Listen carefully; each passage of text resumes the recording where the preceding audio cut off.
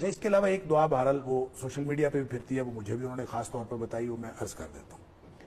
انہوں نے کہا کہ ایک دعا ہے جو ایک خاص طریقے سے میں کرتا ہوں تو کبھی ایسا نہیں ہوا کہ میری دعا قبول نہ ہوئی ہو۔ اللہ اکبر، اندازہ کیجئے، وہ سبحان کہتے ہیں کبھی ایسا نہیں ہوا کہ میں نے وہ دعا اس طرح سے کی ہو اور وہ دعا قبول نہ ہوئی ہو۔ لیکن وہ کہتے ہیں جب اللہ نے میری دعا وہ قبول نہیں کرنی ہوتی نا، تو وہ طریقہ بھی نہیں اپناتا۔ نہیں، جب میری اللہ تعالیٰ نے وہ دعا قبول نہیں کرنی ہوتی تو اللہ تعالیٰ یہ بات میرے ذہن سے نکال دیتا ہے کہ میں نے یہ دعا اس طرح کرنی ہے۔ وہ طریقہ یعنی ہاں، وہ مجھے میرے ذہن سے مجھے یاد ہی نہیں رہتا، کہتا میں نے بھول جاتا ہے کہ میں نے بھی دعا کرنی سی۔ وہ دعا جو ہے اللہم انک تری مکانی وتسمع کلامی وتعلم سری وعلانیتی ولا یخفى علیک شیء من امری وانا البائس الفقیر المستغیث المستجیر الوجل المشفق المقر المعترف بذنبہ اللہم انی اسألک مسألة المسکین وابتہل ابتحال المذنب الذلیل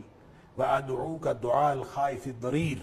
خضعت لك رقبته وقد فاضت لك عبرته وذل لك جسمه وراغم لك انفه اللهم لا تجعلنی دعائک شقیا وقم بی رؤوف الرحیم یا خیر المعطین و یا خیر المسئولین۔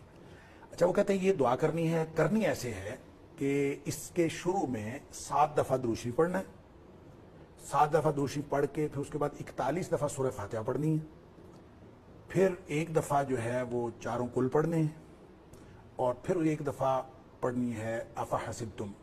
انما خلقناکم، یہ آیات پڑھنی ہے، اور اس کے بعد پھر 7 دفعہ درود شریف پڑھنا ہے، پھر یہ والی دعا مانگنی ہے، اور اس دعا کے بعد جو مانگو گے اللہ تعالیٰ دے دے گا۔ اللہ اکبر، یہ وہ طریقہ تجربہ تھا ان کا، یہ ان کا تجربہ تھا، اور ان کا خیال یہ کہ، اور یہ دعا وہ کہتے ہیں میں نے پہلی دفعہ یہ دعا پڑھی تھی رحمت للعالمین میں، سید سلمان منصور پوری نے لکھی ہے، اور میں کہتے ہیں میں نے وہاں سے پڑھی تھی، اور انہوں نے یہ لکھا تھا کہ یہ دعا جو بندہ اس طرح سے مانگے وہ کبھی غیر مقبول نہیں ہو سکتی۔ وہ کہتے ہیں میں نے وہاں سے پڑھی تھی، اور اس کے بعد میں نے یہ طریقہ ساتھ یہ درود شریف وغیرہ ملا لیا، اور وہ کہتے ہیں جب کبھی میں نے اس طریقے سے مانگی ہے تو اللہ تعالیٰ نے میری دعا ضرور